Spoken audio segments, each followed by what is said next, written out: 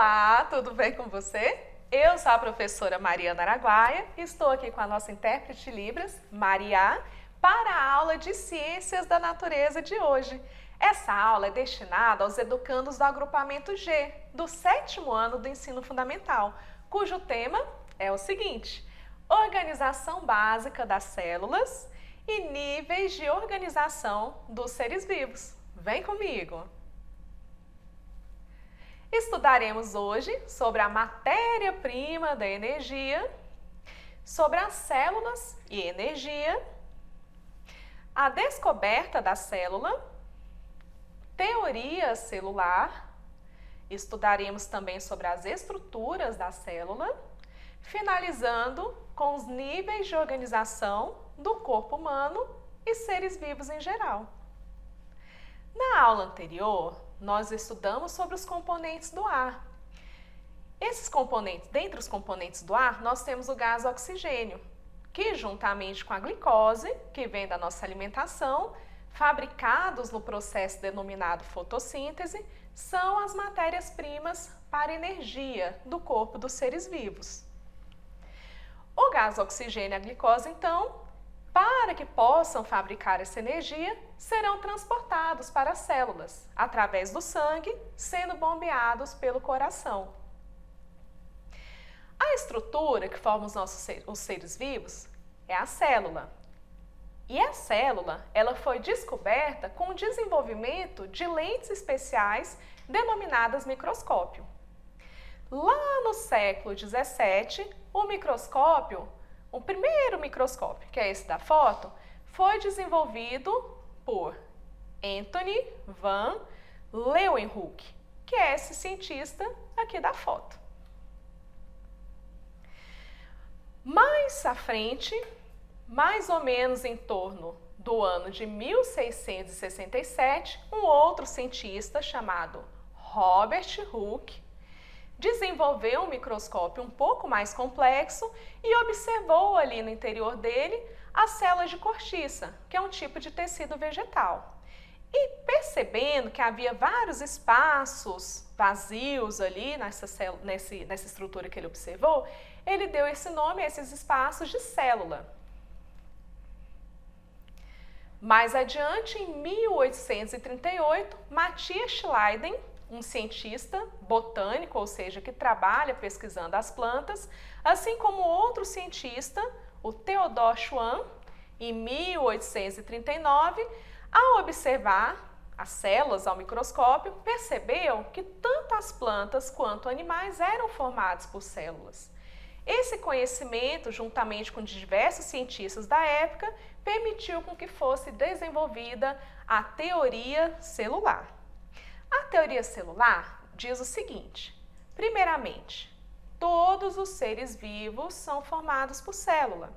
Segundo, a célula é a unidade básica dos seres vivos, é a unidade estrutural e funcional dos seres vivos.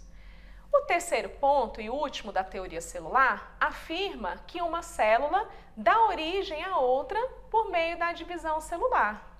Então, passou-se a perceber a importância da célula não somente como uma estrutura, mas como um organismo. Tanto é verdade que aqueles seres vivos que são formados somente por uma célula são chamados de seres vivos unicelulares. E a célula que forma o corpo deles é capaz de desempenhar funções, permitindo a vida daquele organismo. Aqui nós temos a imagem de um protozoário e temos a imagem de uma bactéria, que são seres vivos unicelulares. Quando o ser vivo é formado por mais de uma célula, por várias células, dizemos que ele é pluricelular. Como essa imagem, que representa as células de uma alga, e essa imagem ao lado, que representa as células que formam o tecido adiposo, que é o tecido formado por células de gordura. A unidade básica da célula é a seguinte: essa imagem aqui eu tenho uma célula, como se eu tivesse partido ao meio, mostrando para você a metade dela. Então, a unidade básica da célula é a seguinte: ela possui uma membrana externa, chamada de membrana plasmática, que delimita a célula e controla o que entra e o que sai naquela célula ali. Temos também o citosol, que é uma região gelatinosa da célula onde estão os organoides. Organoides são pequenas estruturas que funcionam como se fosse um órgão da célula. Cada uma tem uma função específica. Há também o material genético, que armazena as informações, as instruções de funcionamento daquela célula, que pode ou não estar dentro de um núcleo. Existe também algumas células, como as células dos fungos e das plantas, a parede celular, que fica sobre a membrana plasmática e tem como função dar proteção àquela célula e também forma a ela. As células, então, são extremamente importantes e podem algumas até delimitarem indivíduos. Ok até aqui? Entretanto, as células nem sempre vão ser encontradas isoladas. Muitas vezes, elas estão juntas a outras células executando funções específicas. Nesse caso, nós dizemos que temos um tecido, que é um conjunto de células semelhantes. Tecidos, por exemplo, como o tecido adiposo, que eu mostrei na foto anterior. Os tecidos diferentes podem unir, formando o que nós chamamos de órgão. Então, quando nós temos tecidos diferentes unidos desempenhando uma função específica, nós temos um órgão, como por exemplo o nariz e o coração. Quando órgãos se organizam para executar uma função específica, aí nós temos o que chamamos de sistema. No caso do ser humano, por exemplo, nós temos aqui uma imagem que representa o sistema respiratório, com a cavidade nasal, faringe, laringe, traqueia, dentre outros. Aqui é um outro exemplo de sistema, o sistema cardiovascular, formado pelo coração e pelos vasos sanguíneos. Outro exemplo de sistema que nós temos aqui é o sistema digestório, formado pela boca, pela faringe, esôfago, estômago, dentre outros órgãos. Quando nós pensamos nos sistemas, eu dei 3 exemplos aqui, nós podemos nos lembrar que o nosso corpo é formado por diversos desses sistemas. Então, quando nós temos um conjunto de vários sistemas desempenhando uma função específica, nós temos um organismo. Eu sou um organismo, você é um organismo, todos os seres vivos multicelulares podem ser considerados organismos. Na verdade, todos os seres vivos são organismos. Entretanto, quando o ser vivo é formado somente por uma célula, nós tendemos a chamá-lo mais especificamente de micro-organismo, ou seja, um organismo extremamente pequeno, minúsculo. Como aqueles exemplos que eu dei no início, do protozoário e da bactéria. Gostou da aula de hoje? Vamos agora para a revisão.